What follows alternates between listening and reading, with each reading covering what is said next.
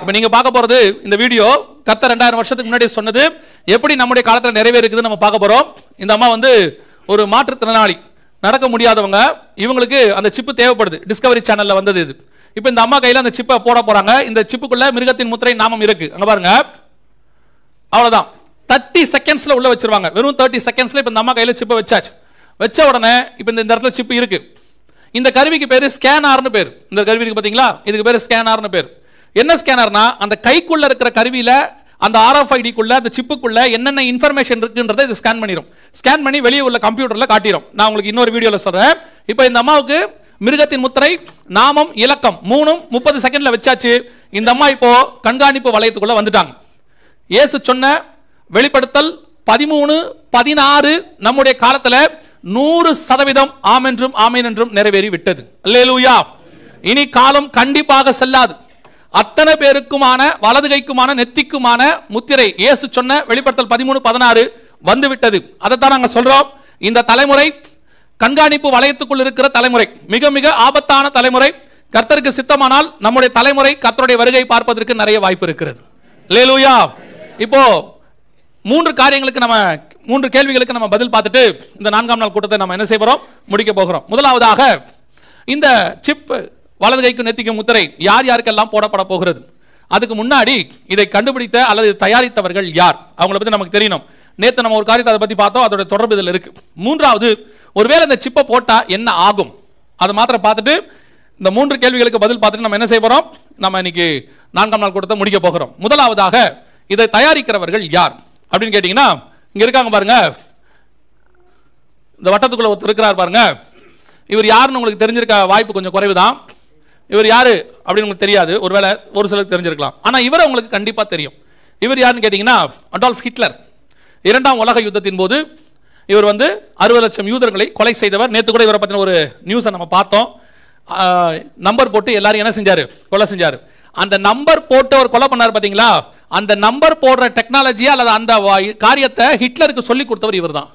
இவர் யாருன்னு கேட்டீங்கன்னா, இவர் பேரு தாமஸ் ஜே வாட்சன். இவர் தான் இன்னைக்கு இருக்கிற IBM அப்படிங்கிற நிறுவனத்தை கண்டுபிடிச்சவர். அதனுடைய ஃபவுண்டர் இவர் தான், பிரசிடென்ட் ஃபவுண்டர் இவர் தான், தாமஸ் ஜே வாட்சன். இவர் தான் ஹிட்லருக்கு அந்த காரியத்தை சொல்லி கொடுத்தார். என்ன சொல்லி கொடுத்தாருன்னா, கையில் 5 இலக்க நம்பர், நேற்று சொன்ன பாருங்க, யூதர்களுக்கு நம்பரை போட்டாங்கன்னு சொல்லி கையில் 5 இலக்க நம்பர் போட்டு, இது வந்து ஒரு முத்திரை போட்டு, அது மாத்திரமல்ல, இது ஹாலோகாஸ்ட் மிஷின் அப்படின்னு சொல்லுவாங்க. ஹாலோகாஸ்ட் மிஷின் கொலைகார கருவி. அன்னைக்கு யூதர்கள் அத்தனை பேரையும் இந்த மாதிரி ஒரு மிஷின்ல தான் ஸ்டோர் பண்ணி வச்சாங்க. நேம், அந்த நம்பரையும் அவங்களுடைய டீடைல்ஸையும் ஸ்டோர் பண்ணாங்க. இந்த மிஷினுக்கு ஒரு நம்பர், கையில் 5 நம்பர், மொத்தம் 6 நம்பர். நமக்கு எப்படி போட போறாங்கன்னு சொன்னோம், 16 நம்பர். மிஷினுக்கு எத்தனை நம்பர், 2, மொத்தம் 18. இது ஹிட்லர் காலத்துல கையில் 5 நம்பர், மிஷினுக்கு ஒரு நம்பர், மொத்தம் 6 நம்பர். இப்படி போட்டு தான் ஜெர்மனிக்காரங்களையும் யூதர்களையும் தனித்தனியாக பிரித்து 60 லட்சம் யூதர்களை கொலை செய்வதற்கு ஹிட்லர் வந்து என்ன செஞ்சாரு, காரியங்களை செய்தார். இதே IBM நிறுவனம் தான் இப்போ நம்ம எல்லாருக்கும் இந்த 16 இலக்க நம்பரை நம்ம கையில போடுவதற்கு அல்லது சிப்பை நம்ம கையில போடுவதற்கான வேலையை செய்திருக்கிறார்கள். என்ன செய்திருக்கிறாங்க அப்படின்னு பாத்தீங்கன்னு சொன்னா, இது இப்போ அமெரிக்கன் டிவில வரக்கூடியதான ஒரு விளம்பரம். இந்த விளம்பரத்தை பாருங்க, இப்போ டிவில வந்துட்டு இருக்கு. நேற்று நம்ம டிவில வர விளம்பரத்தை பார்த்தோம். இது அமெரிக்க டிவில வரக்கூடிய விளம்பரம். இந்த விளம்பரத்தை பாருங்க. இவர் என்ன செய்யறாரு நீங்க பாத்தீங்கன்னா, ஏதோ அவரு களவாண்டு திருடி நம்முடைய பைக்குள்ள எல்லாத்தையும் வச்சுக்கிற மாதிரி அப்படி இருக்கும். ஆக்சுவலா அவர் திருடல, அவர் தனக்கு தேவையான பொருட்கள் எல்லாம் வாங்கி வச்சுக்கிறார், எடுத்து வச்சுக்கிறார்.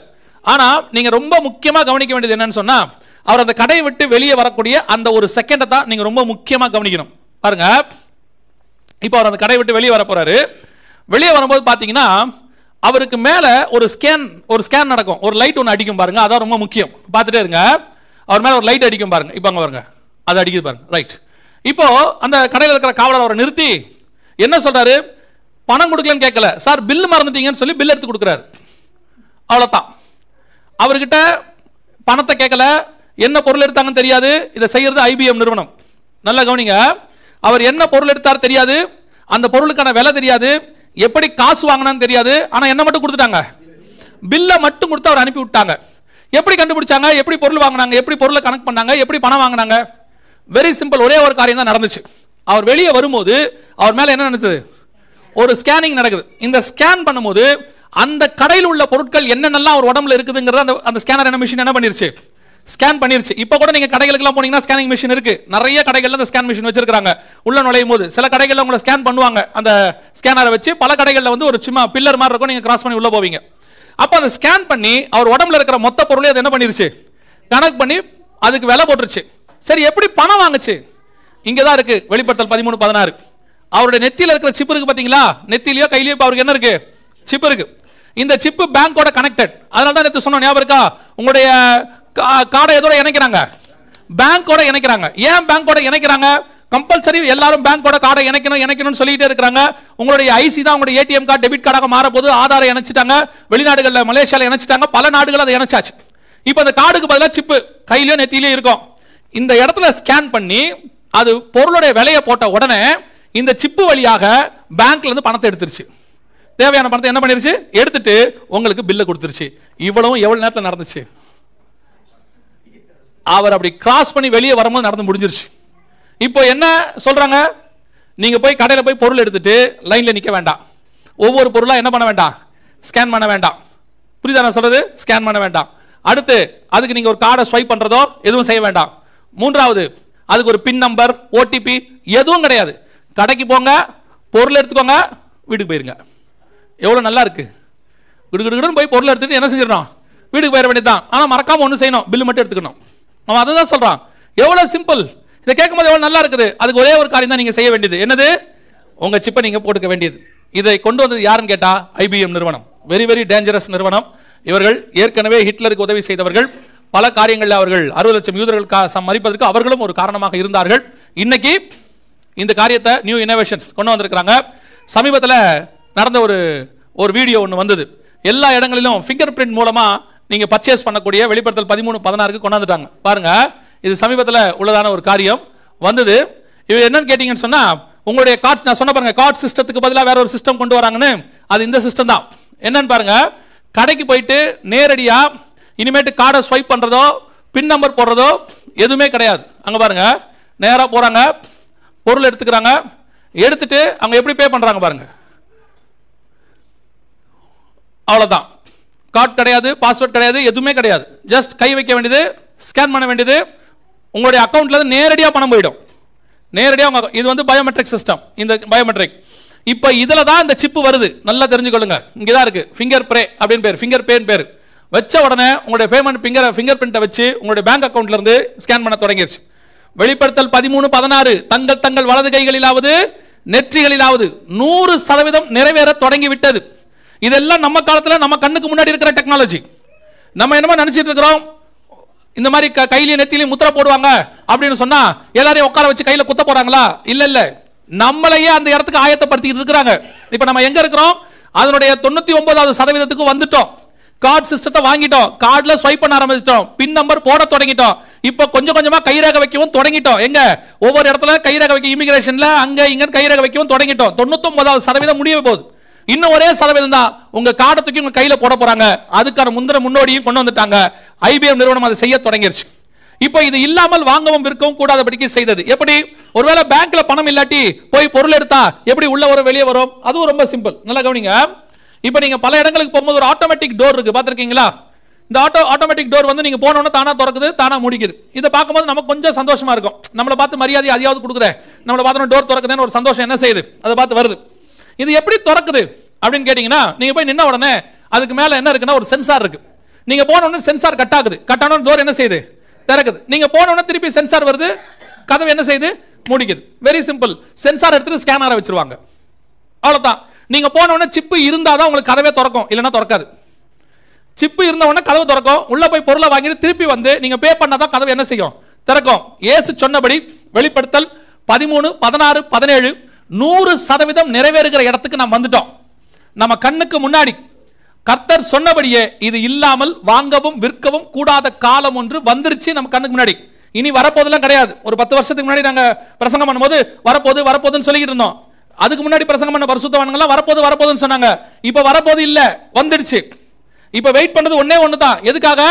தாமதிக்கிறார் என்று சொல்லுகிறவர் தம்முடைய வாக்குத்தத்தத்தை குறித்து தாமதமாக இராமல் நாம் எல்லோரும் மனம் திரும்ப வேண்டும் என்று கர்த்தர் நம்மேல் நீடிய பொறுமை உள்ளவராக இருக்கிறார். கர்த்தர் வெயிட் பண்றது சர்ச் ரெடி ஆகிறதுக்கு தான். இந்த டெக்னாலஜிக்காகலாம் இல்ல. டெக்னாலஜி இல்லாவிட்டாலும் கர்த்தர் நடத்துவார் காரியத்தை. அவர் சர்வ வல்லமையுள்ள தேவன். ஆனா நம்ம காலத்துல நம்ம கண்ணுக்கு முன்னாடி எல்லாம் நடக்க ஆரம்பிச்சிருச்சு.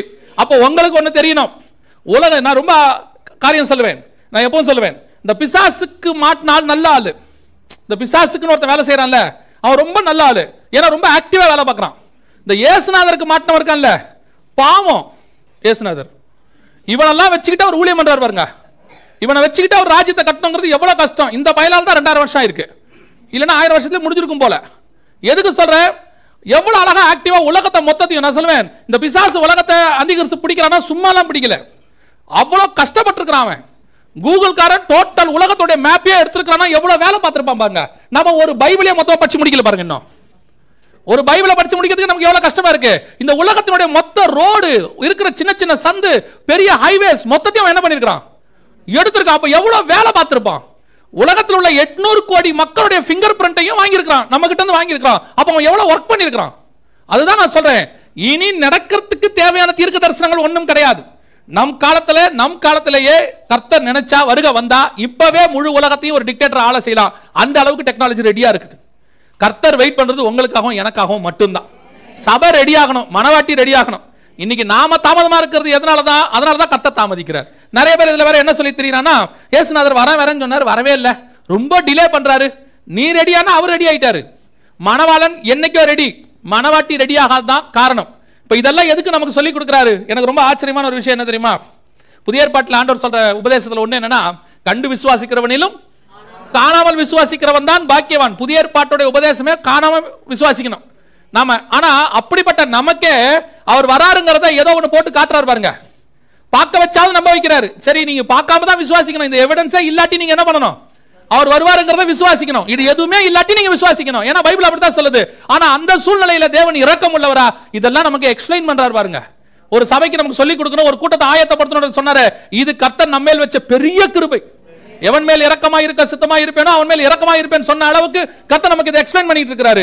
ஆனா ஒண்ணு மட்டும் ரெடி ஆயிக்குங்க, இனி கண்டிப்பாக காலம் செல்லாது. எந்த நிமிஷமும் கர்த்தருடைய வருகை சம்பவிக்கும். ஆண்டவர் வரப்போகிறார். நினையாத நாளிலே மனுஷகுமார் வருவார். உங்களுக்கு எப்பப்பெல்லாம் இயேசு இனி வரமாட்டார், கொஞ்சம் டிலே ஆகும் தோணுதோ அப்பதான் வரப்போறாருன்னு அர்த்தம்.